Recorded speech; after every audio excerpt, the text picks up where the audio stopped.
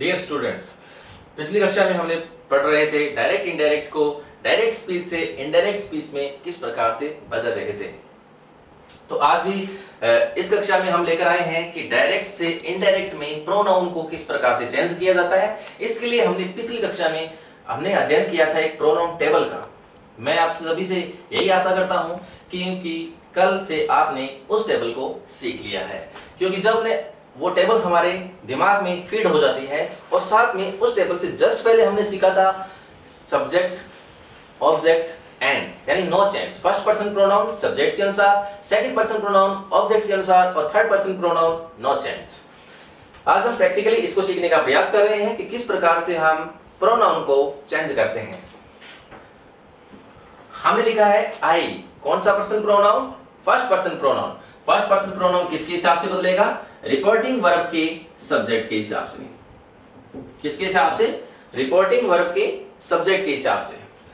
तो यहां से आप ध्यान से देखेंगे, आई चेंज होने के लिए आ जाता है किसके पास?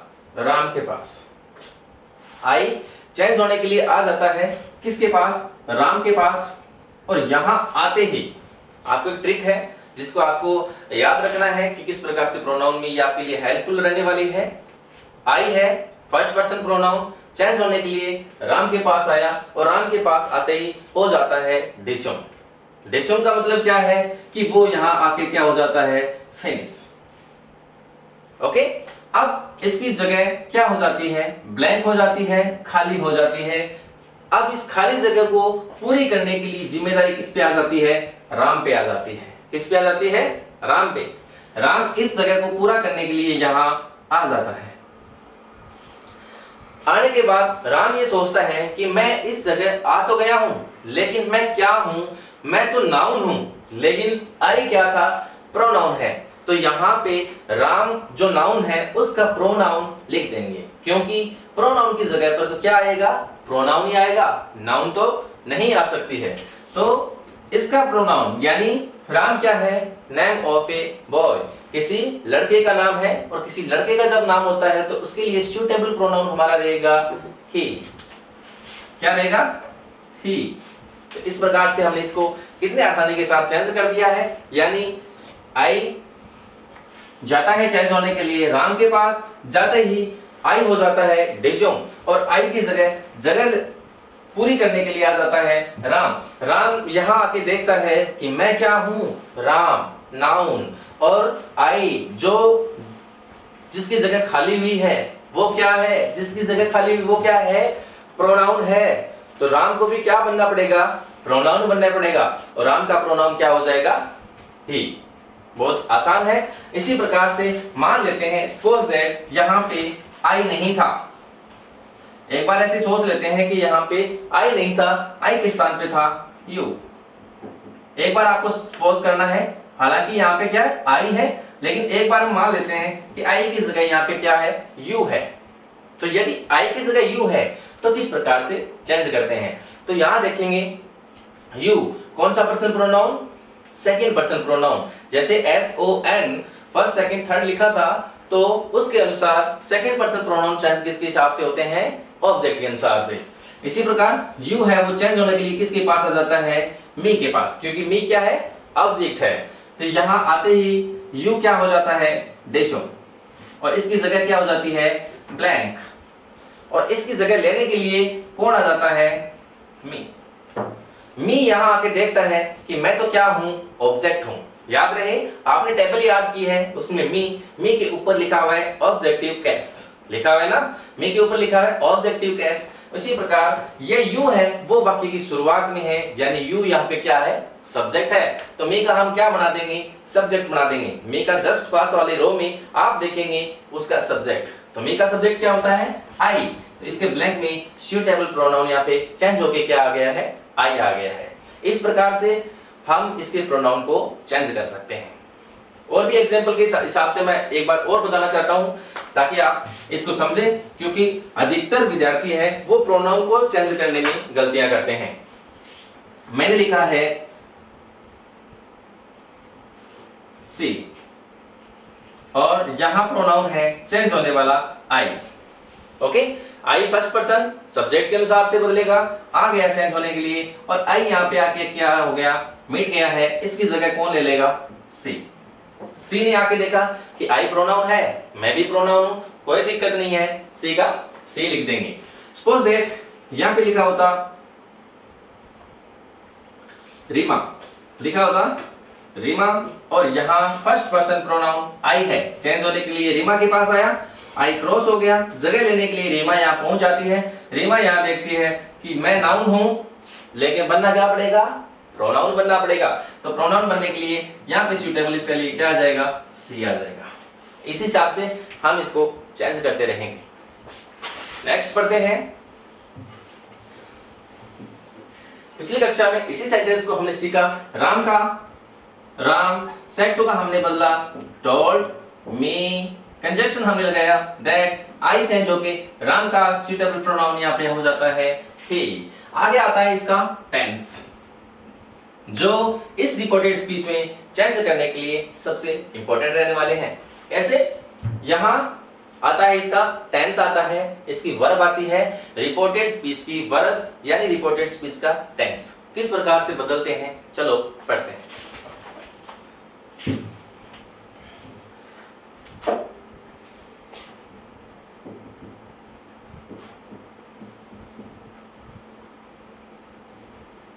डायरेक्ट से इनडायरेक्ट करते हैं। इससे पहले हमें एक चीज जरूरी जाननी है, वो क्या है, वो आपको शॉर्ट समझना है उस बात को। वो ये है, यहां पे सेंटेंस कौन से टेंस से शुरू हो रहा है, पास्ट टेंस से, सेड लिखा हुआ है पास्ट टेंस से।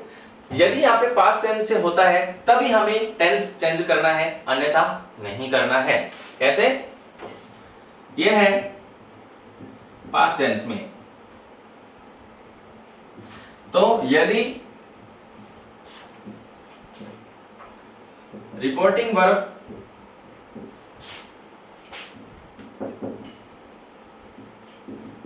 पास्ट टेंस में हो, यदि रिपोर्टिंग वर्ब पास्ट टेंस में हो तो रिपोर्टेड स्पीच का टेंस इस प्रकार चेंज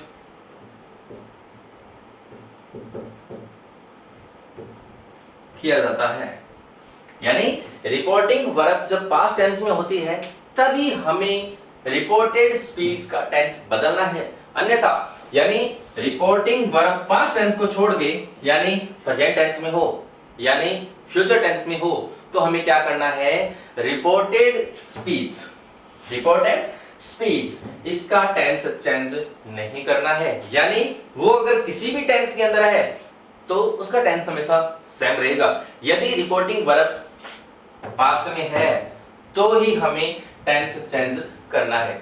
और इसके लिए मैं आपको एक बात बताना चाहता हूं कि मोस्टली हम सेंटेंस को देखते हैं तो पास्ट टेंस में ही वर्ब होती है, यानी डायरेक्ट स्पीच की वर्ब है वो रिपोर्टिंग वर्ब हमेशा पास्ट में ज्यादातर मिलती है। क्यों मिलती है, क्योंकि परीक्षा में तो चेंज करने वाला आएगा। ठीक है, तो यदि रिपोर्टिंग वर्ब पास्ट टेंस में है तो हम किस प्रकार से इसको चेंज कर सकते हैं, चलो देखते हैं। रिपोर्टिंग वर्ब पास्ट टेंस में है, डायरेक्ट स्पीच में ये चीजें आएगी, इनडायरेक्ट स्पीच में ये करना है। देखते हैं, यानी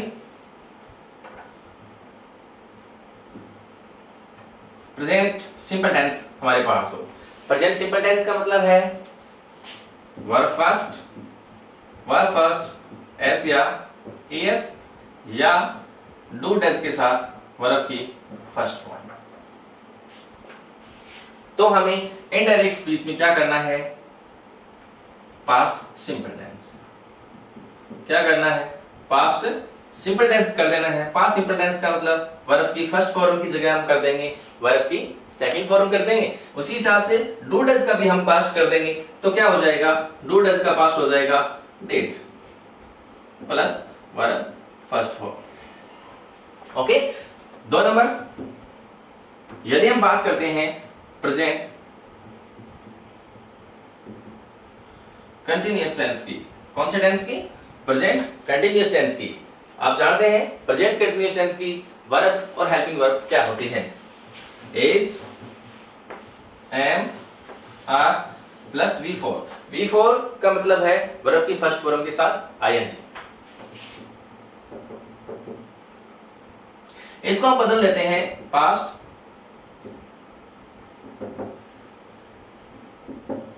कंटिन्यूअस टेंस में। कौन से टेंस में? पास्ट कंटिन्यूअस में बदल देते हैं। और पास्ट कंटिन्यूअस में क्या हो जाता है? इज एम आर का वॉज वर। इसी हिसाब से थर्ड है प्रेजेंट परफेक्ट।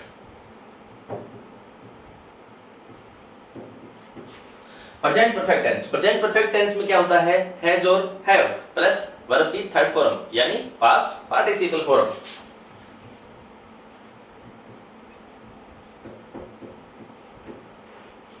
और पास्ट पार्टिसिपल फॉर्म यानी प्रेजेंट परफेक्ट बदल जाएगा पास्ट परफेक्ट टेंस में। पास्ट परफेक्ट में आप जानते हैं हैड प्लस वर्ब थर्ड यानी हैज का पास्ट हो जाएगा हैड हो जाएगा।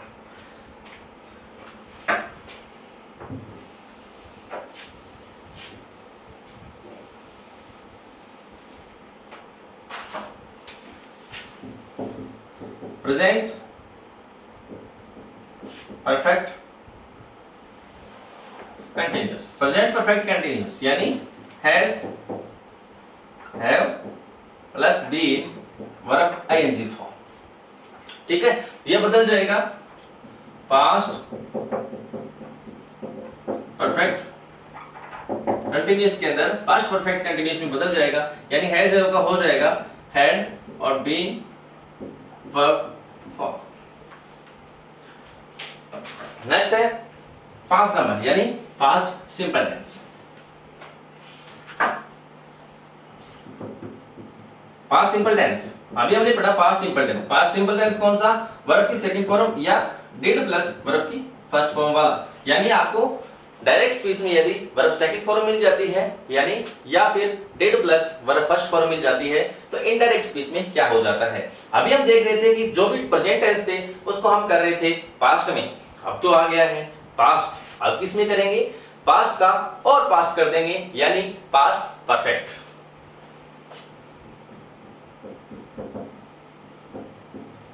पास्ट परफेक्ट यानी पास्ट परफेक्ट कौन सा? वही पास्ट परफेक्ट जो प्रेजेंट परफेक्ट से बना था पास्ट परफेक्ट यानी had plus verb third form. इसी हिसाब से नेक्स्ट है यानी पास्ट कंटिन्यूअस। पास्ट कंटिन्यूअस यानी was were plus V4 was वर। तो ये बदल जाएगा पास्ट परफेक्ट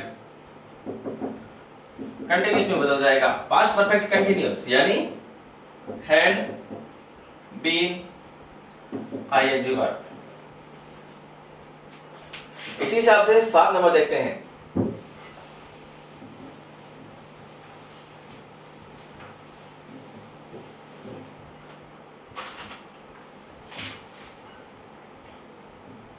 यानी पास्ट परफेक्ट। पास्ट परफेक्ट यानी had plus verb third, no change. Past perfect को यानी कहीं भी डायरेक्ट स्पीच में आपको had plus verb third form मिल जाती है तो उसको कभी भी आपको चेंज नहीं करना होता है। यानी हेड प्लस थर्ड यदि डायरेक्ट स्पीच में है तो इनडायरेक्ट स्पीच में भी हेड प्लस थर्ड रहने वाला है। अगला है पास्ट परफेक्ट कंटिन्यूअस यानी past perfect continuous had plus been plus ING form. इसको भी हम क्या करेंगे? नॉट चेंज करेंगे। ये थे हमारे 8 टेंस की प्रेजेंट सिंपल से लेकर प्रेजेंट कंटिन्यूअस, प्रेजेंट परफेक्ट और present perfect continuous, past simple और पास्ट कंटिन्यूअस, पास्ट परफेक्ट और पास्ट परफेक्ट कंटिन्यूअस। अब आते हैं फ्यूचर टेंस के बारे में।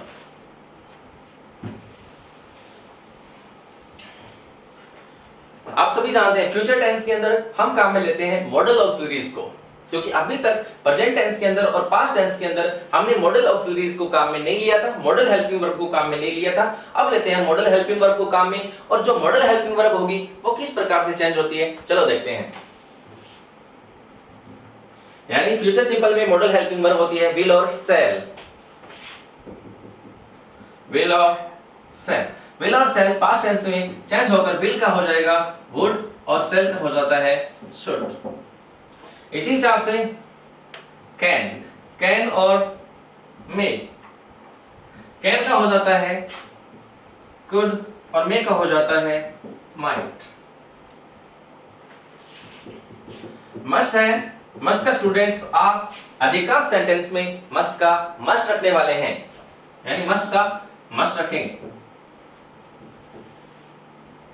कई बार हम इसे देखते हैं कि मस्ट का मस्ट की जगह के स्थान पे उसका इनडायरेक्ट स्पीच में हैड टू कर देते हैं। क्या कर देते हैं? हैड टू कर देते हैं।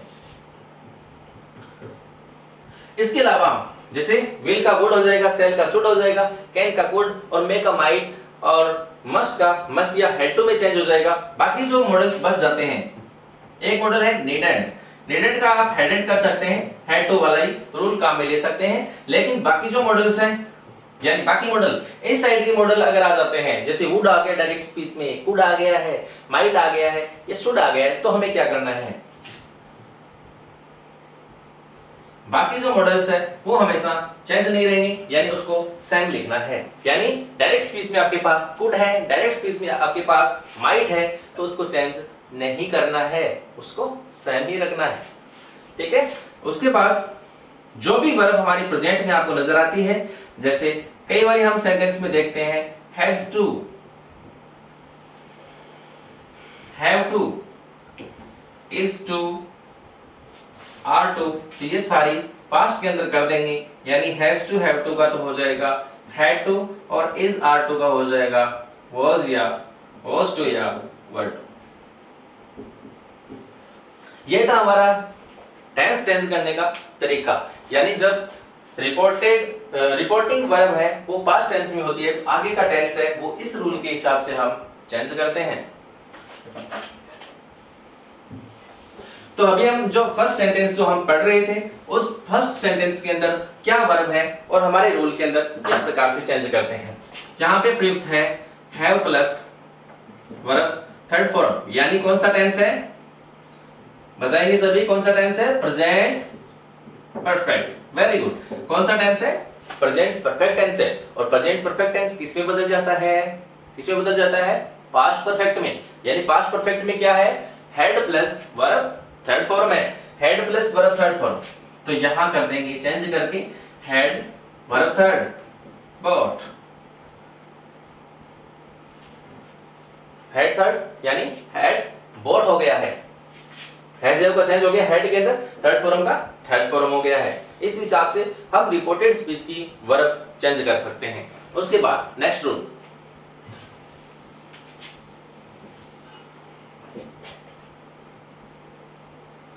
नेक्स्ट रूल में हमने देखा, क्योंकि कई बार आपको यहाँ पे क्या मिल सकती है? नाउन मिल सकती है, और ये है प्रोनाउन। क्या मिल सकता है? नाउन या प्रोनाउन मिल सकता है। तो आपको क्या करना है? यानी जो रिपोर्टेड स्पीच है, रिपोर्टेड स्पीच के ऑब्जेक्ट में, रिपोर्टेड स्पीच के ऑब्जेक्ट में यदि क्या है? नाउन है, तो उसको क्या करेंगे? Not change. यानी नाउन की हम बात करते हैं name of place, name of thing और नेम ऑफ पर्सन। यानी नेम ऑफ ए थिंग, कोई भी वस्तु का नाम, कोई भी व्यक्ति का नाम और कोई भी स्थान का नाम यदि दिया हुआ है, उसको चेंज नहीं किया जाता है। यानी एड्रेस का एड्रेस ही लिखेंगे। लेकिन यदि प्रोनाउन आ जाए तो गुड। यदि आ जाता है प्रोनाउन, क्या आ जाता है? प्रोनाउन, तो हमने रूल पढ़ा था प्रोनाउन को चेंज करने का। यानी प्रोनाउन को चेंज किस प्रकार से किया जाता है? तो यानी प्रोनाउन को उसी रूल के अनुसार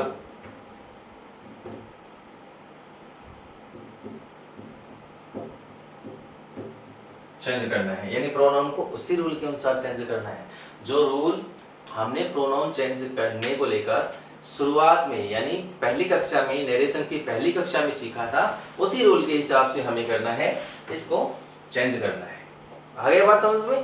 तो इस हिसाब से मैं एक बार दोबारा आपके सामने इसको कंक्लूड करता हूं इसके साथ। जल्दी से इसको मैं ब्रीफली आपको समझाने की कोशिश करता हूं। रिपोर्टिंग वर्ब का जो सब्जेक्ट है राम, श्याम, सी, ही, जो भी है whatever, it would not be changed, ये कभी भी नहीं बदलेगा। उसके बाद में वर्ब, रिपोर्टिंग वर्ब को किस प्रकार से चेंज करते हैं? रिपोर्टिंग वर्ब जिसके साथ टू नहीं लगा है वो चेंज नहीं होती है, जिनके साथ टू लगा है उसको चेंज कर सकते हैं। तीसरा, रिपोर्टिंग ऑब्जेक्ट, रिपोर्टिंग वर्ब का जो ऑब्जेक्ट है उसको कभी भी चेंज नहीं करते हैं। अगर आया हुआ है तो सेम का सेम लिख देते हैं, और यदि नहीं आया हुआ है तो उसको चेंज बिल्कुल नहीं करते हैं। उसके बाद हम बात करते हैं दोनों क्लासेस को जोड़ने के लिए दैट कंजंक्शन का हमने प्रयोग किया है। उसके बाद में यदि रिपोर्टेड स्पीच का सब्जेक्ट यदि नाउन है तो नो चेंज, यदि प्रोनाउन है तो वही सब्जेक्ट ऑब्जेक्ट और no change, first second third rule के हिसाब से हम चेंज कर देंगे। उसके बाद में वर्ब, ये वर्ब कब चेंज होगी? जब यहाँ पे पास्ट टेंस है। यदि यहाँ पे पास्ट टेंस है तो इसको हम चेंज कर देंगे। आगे है इसके ऑब्जेक्ट की बात करते हैं। यदि इसके ऑब्जेक्ट में क्या लिखा हुआ है? नाउन है, तो नाउन को चेंज नहीं करना है। तो यदि इसके ऑब्जेक्ट में प्रोनाउन है तो इस प्रोनाउन को हम चेंज कर सकते हैं। क्या? उसी रूल के हिसाब से चेंज करके यहाँ पे ऑब्जेक्टिव केस स्टैब्लिश कर सकते हैं।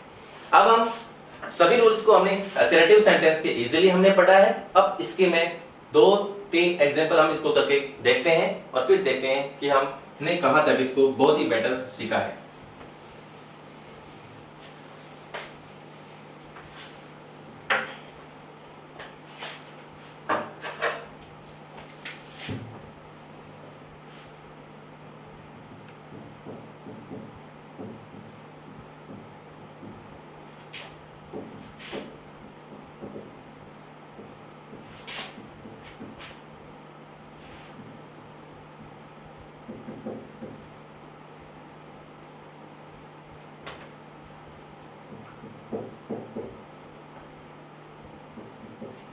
सेंटेंस लिखा है Ashok said to his mother I bring a cup of T.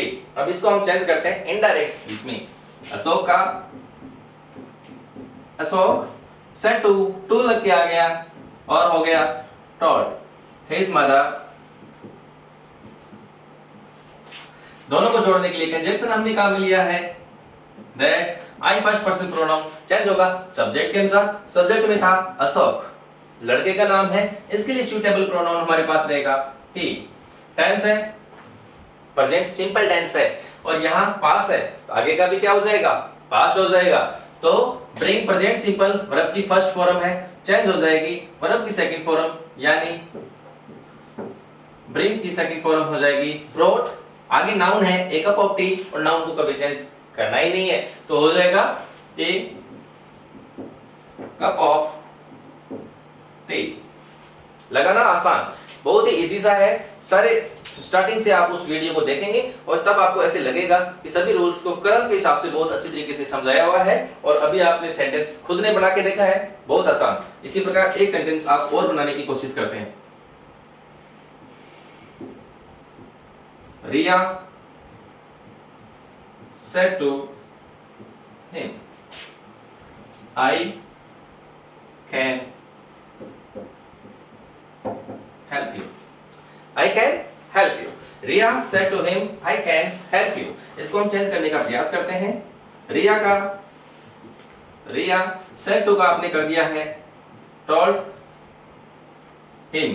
दोनों को जोड़ने के लिए कंजंक्शन आपने काम में लिया that।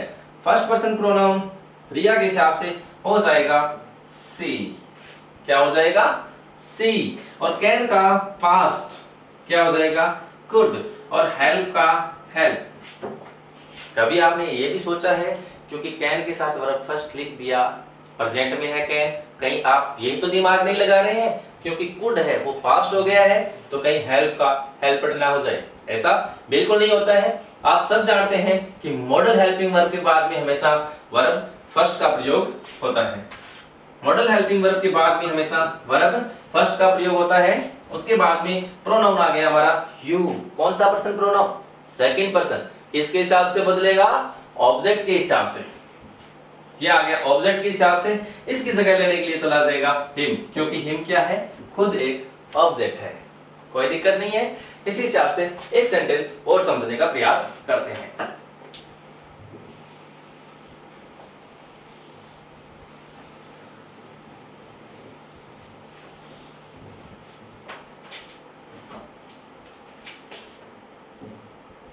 She says I am calling you. She says I am calling you. She present tense, I am calling you present continuous tense। ये था हमारा डायरेक्ट स्पीच का सेंटेंस और हम इसको बना रहे हैं इनडायरेक्ट स्पीच में। सी का हो जाएगा सी सेज का चेंज हो गया, क्योंकि इसके साथ टू वगैरह तो कुछ लगा हुआ ही नहीं है, तो सेज का सेज। दोनों को जोड़ेंगे, दैट कंजंक्शन हम काम में लेंगे। सी फर्स्ट पर्सन, आई है फर्स्ट पर्सन है, और फर्स्ट पर्सन सी के अनुसार चेंज होके यहां हो जाएगा सी। इजेमार का आप सोच रहे हैं कि कहीं वाजवर्क कर दें। क्यों कर दें? वाजवर्क नहीं करना है। क्यों नहीं करना है? कि यहां पे देखते हैं टेंस कौन सा है। यहां पे देखते हैं टेंस है वो कौन सा है। टेंस यहां पे क्या है? प्रेजेंट है। याद आया कुछ? क्योंकि जब रिपोर्टिंग वर्ब प्रेजेंट और फ्यूचर टेंस में होती है तो आगे का टेंस चेंज नहीं किया जाता है। यदि पास्ट में होती है तभी हमें रिपोर्टिंग वर्ब को, रिपोर्टेड वर्ब को चेंज करना होता है। तो यहां पे सी के साथ क्या आ जाएगा? इज आ जाएगा कॉलिंग का, कॉलिंग यू सेकंड पर्सन आगे चेंज करे ऑब्जेक्ट के हिसाब से, और यहां लगाया है ऑब्जेक्ट। अब ऑब्जेक्ट तो है ही नहीं, अब ऑब्जेक्ट तो है ही नहीं, तो अब क्या करेंगे? यहां पे आपको ऑब्जेक्ट नजर आ रहा है? नहीं आ रहा है। तो अब क्या करेंगे? यहां पे हम कोई भी अपनी मर्जी से या एग्जाम में आने वाले ऑप्शन को देखकर ये अंदाजा लगा सकते हैं कि यहां पे कौन सा ऑब्जेक्ट माना गया है। यानी आप यहां पे मी, यू, हिम, हर, जो भी आपके माइंड के अंदर है उस ऑब्जेक्ट को आप मान सकते हैं। आपने मान लिया मी, क्या मान लिया? मी, और चेंज होने के लिए यहां पे क्या आ जाता है? मी। इस हिसाब से आप इस सेंटेंस को बना सकते हैं।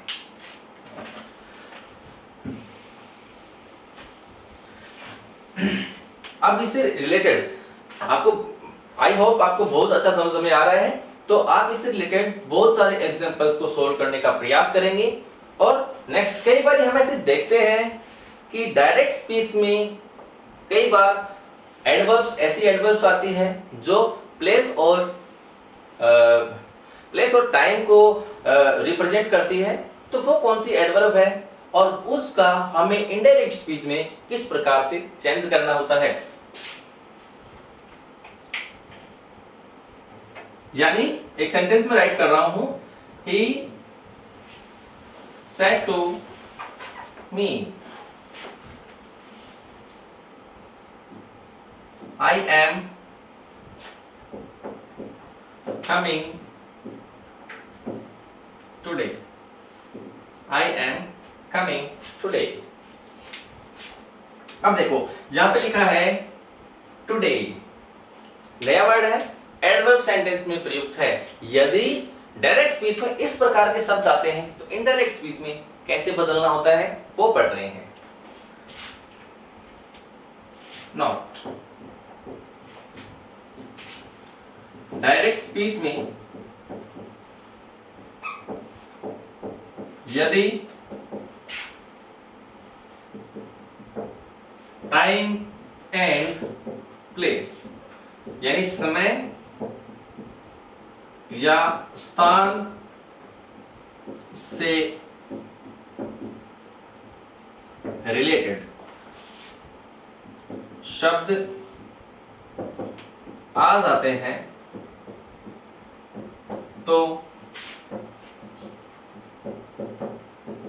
इस प्रकार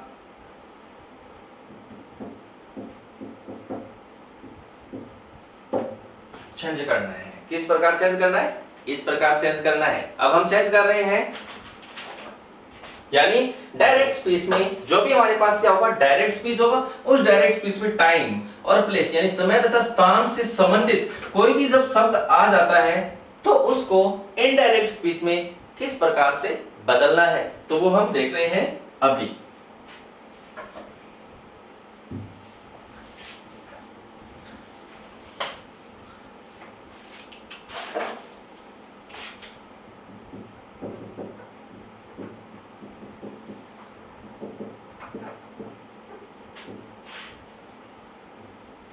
यदि आ जाता है just, now, ago,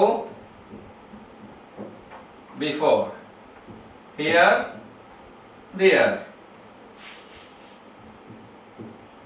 today, that day, tonight,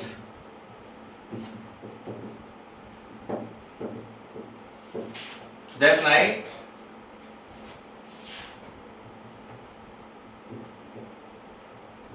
yesterday, the previous day,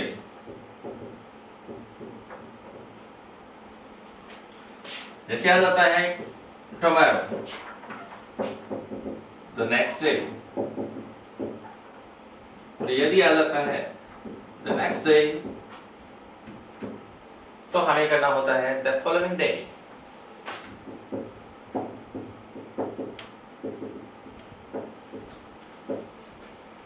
यदि आ जाता है hands, तो हमें करना है hands। यदि आ जाता है hider, तो हमें करना है rider। ऐसे वर्ड्स आ जाते हैं, इसको हम इस प्रकार से चेंज करते हैं, जैसे the previous आ जाता है, उसको हम लास्ट के अंदर चेंज कर सकते हैं। और कई बार हम ऐसे देखते हैं कि कम का भी गो कर सकते हैं, लेकिन sometimes it can be happen. तो आप याद रखेंगे just now, ago, before, here, there, today, that day, tonight, that night, yesterday, the previous day, tomorrow, the next day, the next day, the following day. इस प्रकार से जो word आते हैं उसको हम इनडायरेक्ट स्पीच में किस प्रकार से चेंज करते हैं। जैसे एक है सो, इसका हम कर देते हैं 10, ठीक है। बाकी इसके बाद में शुरू होने वाले डायरेक्ट स्पीच से इनडायरेक्ट स्पीच में, यह था हमारे असर्टिव सेंटेंस का एक टॉपिक जो आज क्लियर होता है। अगली कक्षा में हम पढ़ेंगे इनडायरेक्ट स्पीच, डायरेक्ट स्पीच से इनडायरेक्ट स्पीच जो इंटरोगेटिव सेंटेंस होते हैं, यानी जो इंटरोगेटिव सेंटेंस आते हैं डायरेक्ट स्पीच में, उसको इनडायरेक्ट स्पीच में किस प्रकार से ट्रांसफॉर्म करना है वो पढ़ेंगे हम नेक्स्ट कक्षा में। Thank you.